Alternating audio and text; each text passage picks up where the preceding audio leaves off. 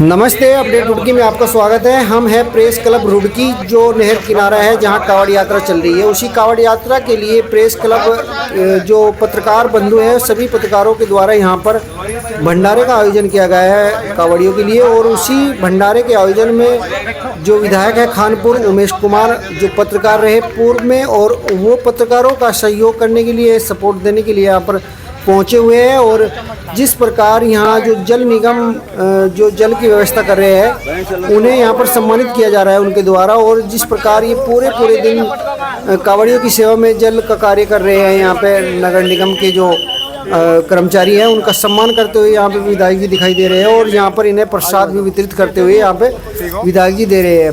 दोस्तों, विधायक जी ने यहाँ पर पहुँच कर के कावड़ियों के साथ में जो है प्रसाद वितरित किया। और यहाँ पे अभी आपने देखा नगर निगम के जो कर्मचारी हैं, उन्हें यहाँ पर सम्मानित किया गया। और अभी जितने भी यहाँ पे पत्रकार मौजूद हैं, उनके साथ में ये फ़ोटो खिंचवा रहे हैं, सबके साथ में मिल रहे हैं। और जिस प्रकार एक पत्रकार के बाद में ये विधायक बने, और कितनी आत्मीयता से यहाँ पे पत्रकारों से मिलते हुए नज़र आ रहे हैं, जैसे कि कहीं वो अपने परिवार में आ गए हो, उस प्रकार का इनका यहाँ पर व्यवहार देखने को मिला। बने रहिए आप हमारे साथ में, हम बातचीत करने की कोशिश करेंगे विधायक जी से। जो यहाँ इस कैंप का आयोजन करते हैं, उनकी सेवा में आप यहाँ तत्पर रहते हैं, उनके लिए जल पान की व्यवस्था करते हैं और अपनी जिम्मेदारी को समझते हैं, उसके लिए मैं आपका धन्यवाद देना चाहता हूँ।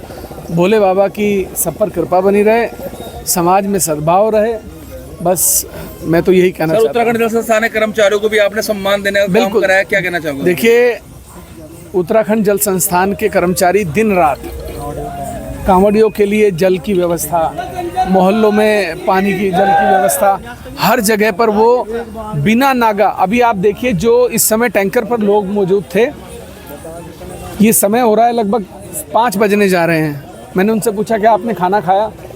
बोले नहीं साहब, सुबह खाया था 7 बजे। 7 बजे से 5 बजे तक बिना खाए 10 घंटे लगातार भरी तपती गर्मी में आपकी सेवा कर रहे हैं, कांवड़ियों की सेवा कर रहे हैं। मुझे लगता है कि उनका सम्मान करना बनता है। ठीक है, मैं पुनः सबको सावन के इस सर, उत्तराखंड हरिद्वार पुलिस प्रशासन ने जो कावड़ी डीजे लेकर आते थे उत्तर प्रदेश, दिल्ली, हरियाणा से, उनकी लिमिट बांध दी है, उनको एक नियम के तहत कर दिया गया है, उसको लेकर कुछ कहना चाहेंगे? देखिए, पिछले वर्ष मैंने कावड़ियों पर एक आर्टिकल लिखा था, जिससे लोगों ने मेरी बड़ी भर्त्सना की थी। मुझे लोगों ने बहुत उल्टा सीधा बोला था, और मैंने कहा था कि अगर आपने ये 20-20 फुट, 50-50 फुट, 60-60 फुट बड़े और चौड़े डीजे नहीं रोके तो अराजकता फैलेगी। और आज देख लीजिए, आज वही आदमी जो पिछले साल मेरी आलोचना कर रहे थे, आज कह रहे हैं कि साहब गलत हो रहा है। तो देखिए, ये जो है सनातन धर्म का एक पर्व है, इसकी सुंदरता को खराब करना,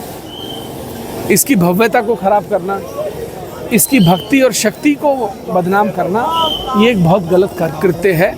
किसी भी प्रकार से अराजकता नहीं होनी चाहिए। इंसान की ऐसे अगर गलती से आपकी कांवड़ छू गई तो मानवीय भूल है। ठीक है, उस भूल के चलते उसके परिवार को मारना, पीटना, गाड़ियां तोड़ना, ये कहीं से भी भोलों के भक्तों को शोभा नहीं देता।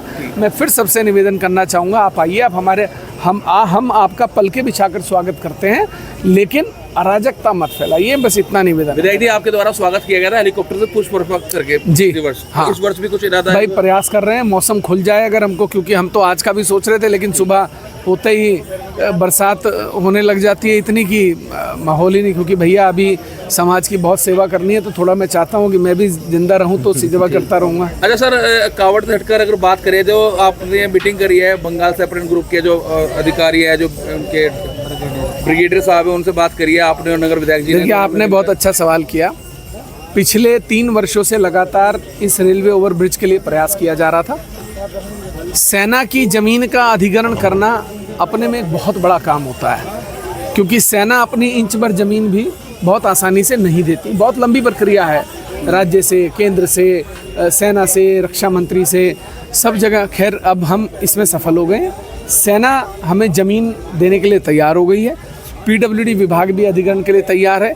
मुझे लगता है 2-3 वर्षों में हम ढंढेरा के ऊपर एक रेलवे ओवरब्रिज को ज़रूर देख पाएंगे, जिससे कि रुड़की और उस तरफ जाने वाले ये दोनों विधानसभाएं भी जुड़ जाएंगी, और एक बहुत बड़े क्षेत्र को राहत मिलेगी। सर आज कितने भंडारों में आज आपने पहुंचकर से भक्तों की सेवा का मौका मिला आपको सर? अब गिनना क्या है, चल रहे हैं, भोले की सेवा कर रहे हैं, जहाँ जहाँ जो बुला रहे हैं वहाँ जा रहे हैं। ठीक। विधायक जी, सवाल ये था, आप पत्रकारों ने जिस प्रकार ये भंडारे की व्यवस्था की भोलों के लिए और आप भी यहाँ पे पहुँचे, आप भी पत्रकार रहे, तो ये एक अच्छा कार्य पत्रकारों के द्वारा किया जा रहा, इस विषय में क्या आपका? देखिए, आपने जो सवाल किया इसका जवाब मैंने अभी शुरुआत ही यहीं से की थी कि जो समाज के चौथा स्तंभ है वो अपनी जिम्मेदारी कलम और कैमरे के बाद समाज के प्रति, सनातन धर्म के प्रति निभा रहा है, ये बधाई के पात्र हैं। हो गया आज यहाँ प्रेस क्लब के भंडारे पहुंचे हैं, जिस तरह से हर वर्ष की बात है, इस वर्ष भी यहाँ पर प्रेस क्लब ने भंडारा अपना लगाया सहयोग से। देखिए, प्रेस क्लब का बहुत बहुत धन्यवाद करना चाहूँगा कावड़ियों की ओर से, क्योंकि हर वर्ष प्रेस क्लब एक बहुत ही सुंदर आयोजन करता है जिसमें शहर के कावड़ियों की पूरी सेवा करता है। साथ ही साथ हमारी जो प्रेस क्लब रुड़की की जो टीम है वो शहर में भी अनेक सामाजिक कार्यों में लगी रहती है। तो प्रेस क्लब के सुंदर आयोजन के लिए प्रेस क्लब को बहुत बहुत धन्यवाद और बधाई। ये देखिए, एक पुण्य का काम है। सरकार से भी मैं अपील करूँगा कि जो व्यवस्थाएं नहीं हैं उनका जो है वो आयोजन करें, और जितने भी धर्म नगरी के लोग हैं हमारे, हर साल बहुत बढ़ चढ़कर इसमें हिस्सा लेते हैं। हमारा प्रसाद वितरण से लेके स्वास्थ्य सेवाएं हों, चाहे अपने हाथों से काम करने का कुछ भी काम हो, प्रेस क्लब की तरह ही अन्य बहुत सारे शहर में भंडारे लगते हैं। तो बढ़ चढ़कर कावड़ियों की सेवा करना अपने आप में ही एक पुण्य का भागीदार हमें बना देता है। तो मैं सभी से अपील करूंगा, किसी भी प्रकार की कावड़ियों कोई समस्या ना आए और कावड़िए भी ध्यानपूर्वक चलें और कानून व्यवस्था का ध्यान रखें।